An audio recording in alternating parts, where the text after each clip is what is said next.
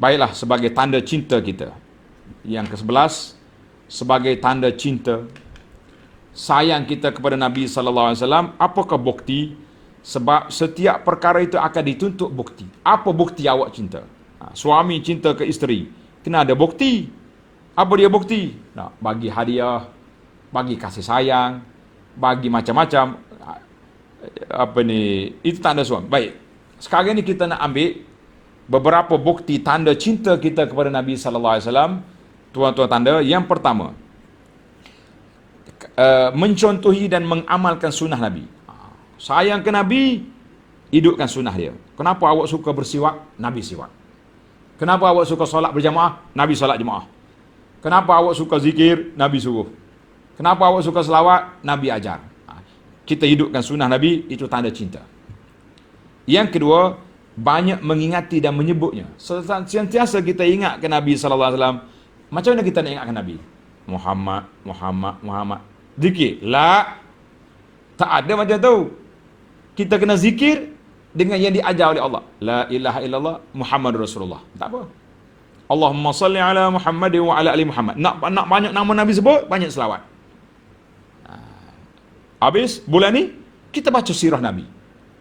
Nabi sallallahu alaihi wasallam lahir, Nabi kita berjalan, Nabi kita bela kambing, Nabi berniaga, Nabi berperang, Nabi. Itu dia panggil baca sirah Nabi, kita banyak ingat Nabi sallallahu alaihi wasallam.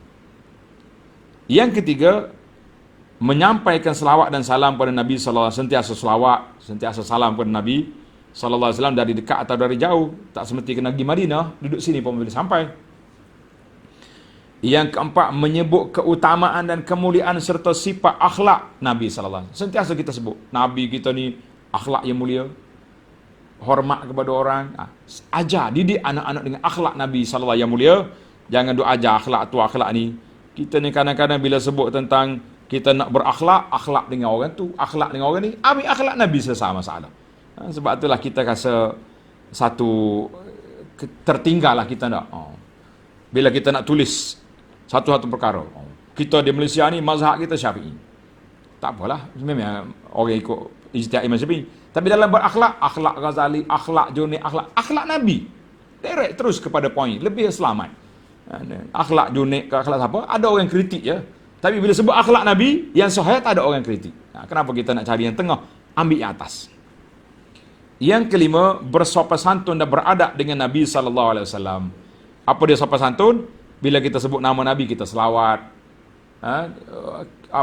Cerita-cerita Nabi itu, jangan panggil nama Nabi dengan nama-nama yang tak baik, yang tidak diajar. Itu dipanggil akhlak dengan Nabi. Ni dekat kubur Nabi duduk bertempik. La, itu tidak berakhlak. Hayyan wa mayyitan. Di antara akhlak Nabi, hormat Nabi, jangan reka benda palsu kepada Nabi sallallahu alaihi wasallam. Baca hadis tadi. Gini-gini, ni kelebihan. Nabi sebut, tak ada. Riwayat ada, tak ada. Jangan buat. Yang keenam, sentiasa berharap dan rindu untuk melihat Nabi sallallahu alaihi wasallam, berjumpa dengan dia Nabi. Siapa dia rindu nak jumpa Nabi? Beramal dengan sunnah. Sebab Nabi kata, dalam hadis sahih, Nabi kata, wa ana faratukum alal haud. Aku tunggu kamu di tepi kolam. Nabi tunggu kita di mana? Di tepi kolam. Siapa dia boleh pergi kolam, minum, tak dahaga lagi sampai masuk dalam syurga. Tadi kita kata siapa dia baca Yasin dekat orang mati, dia tak perlu kolam Nabi. Kita kata subhanallah, itu simptom hadiah palsu. Nabi kita janji tunggu di tepi kolam.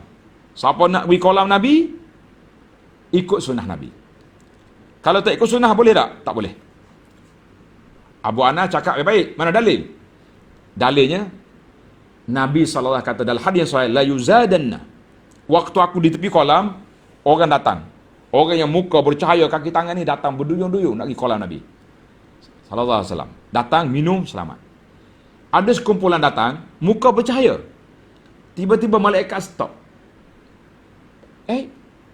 Nabi kata, malaikat, haulai ummati. Umat aku tu, kenapa kamu stop? Malaikat kata apa? Ya Rasulullah, annaka la tadri ma ahdatsu ba'dak. Tuhan tak tahu mereka dah ubah perjalanan agama. Mana orang yang mengubah perjalanan agama, yang duk dakwa rindu ke Nabi, tapi sunnah Nabi tak amalkan, duk reka sendiri sunnah, lah. Orang ni terhalang daripada kolam Nabi sallallahu alaihi wasallam, itu bahaya di akhirat esok. Baik, yang ketujuh, menyampaikan nasihat, ajak orang, dakwah orang supaya beriman kepada Allah dan beriman kepada Nabi SAW. Yang ke-8, belajar Al-Quran, sebab Al-Quran itu mukjizat yang ditinggal oleh Nabi SAW. Ni sayang ke Nabi, Quran tak belajar? La. Yang ke-9, mencintai orang yang Rasulullah cinta.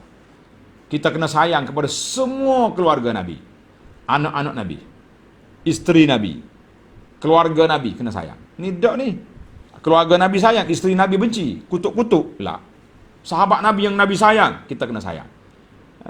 Saya sayang keluarga Nabi, Abu Bakar kutuk, insya-Allah. Kalau siapa dia kutuk pada isteri Nabi, kutuk pada keluarga Nabi, itu bukan sayang ke Nabi SAW. Baik. Yang ke-10, kita kena benci kepada orang yang dibenci oleh Nabi SAW. Tilka asyaratun kamilah.